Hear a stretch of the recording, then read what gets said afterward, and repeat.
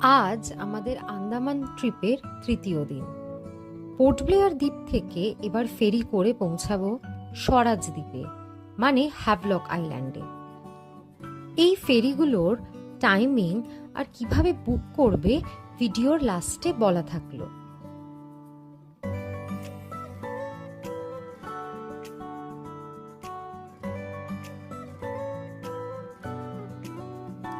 কি যে দারুণ লাগছিল চারিদিকে নীল সমুদ্র দেখতে, তা বলে বোঝানোর নয়। দারুণ এক্সপিরিয়েন্স। নটিকার ফেরিতে আমরা ফির হেরাফেরি সিনেমাটা সবাই বেশ এনজয় করছিলাম।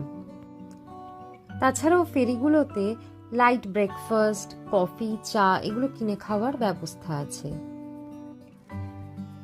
পোর্ট ব্লেয়ার থেকে হ্যাভলক পৌঁছাতে আমাদের প্রায় 1.5 ঘন্টা মতো লেগেছিল। ট্যুর এজেন্সির লোক ঠিক সময় গাড়ি নিয়ে ওয়েট করছিল আমাদের জন্য। হোটেল রুমে ফ্রেশ হয়েই আমরা বেরিয়ে পড়লাম কালাপাথার বিচের জন্য। তখনও ভাবতে পারিনি যা দেখতে চলেছি জন্ম জন্মান্তরেও ভুলিব না। জলের এমন সুন্দর নীল রং আমি এর আগে কখনো দেখিনি। না, দেখেছি তবে সিনেমাতে। এই প্রথম নিজের চোখে দেখছি। অপূর্ব, অসাধারণ।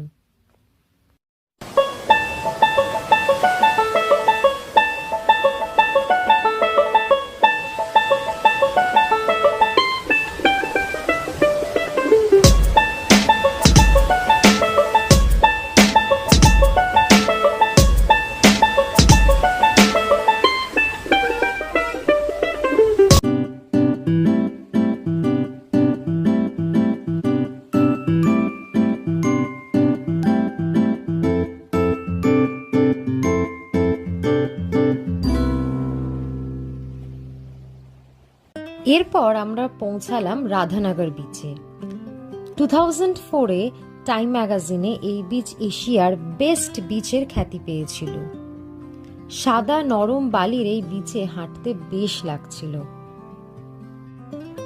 অনেক ক্যামেরাম্যান পাবে ওখানে ফটোশুটের জন্য। আমাদের ট্যুর প্যাকেজের সাথেই ফটোশুট কমপ্লিমেন্টারি ছিল। আর হ্যাঁ, রাধানগর বিচের সানসেট দেখতে ভুলো না যেন।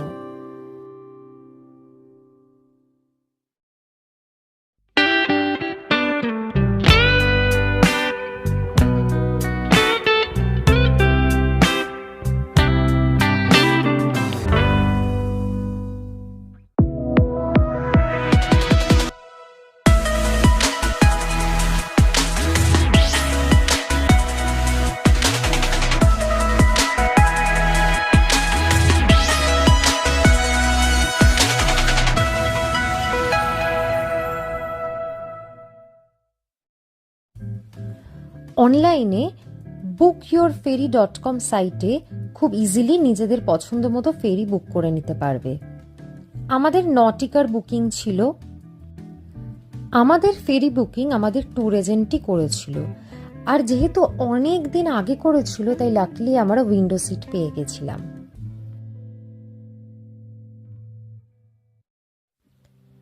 হ্যাভলকে আমাদের রিসর্টের নাম ছিল রাধা কৃষ্ণ রিসর্ট।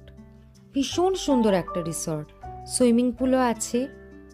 আর রিসর্টটা ইকো ফ্রেন্ডলি, কারণ প্রায় সব রুমগুলোই বাঁশ আর বেতের তৈরি। রুম সার্ভিস, ফুড কোয়ালিটি বেশ ভালো ছিল। আমাদের কমপ্লিমেন্টারি ব্রেকফাস্ট ছিল। কি না ছিল ব্রেকফাস্টে! South Indian, north Indian, fresh fruits, variety cupcakes, slice cake, আর অনেক কিছু ছিল। মোটামুটি সবকটা আইটেম 10-এ 10 দেওয়ার মতোই ছিল। আর এই রিসর্টে ক্যান্ডেল লাইট ডিনারেরও অ্যারেঞ্জমেন্ট আছে। তার জন্য আগে থেকেই বুকিং করতে হবে।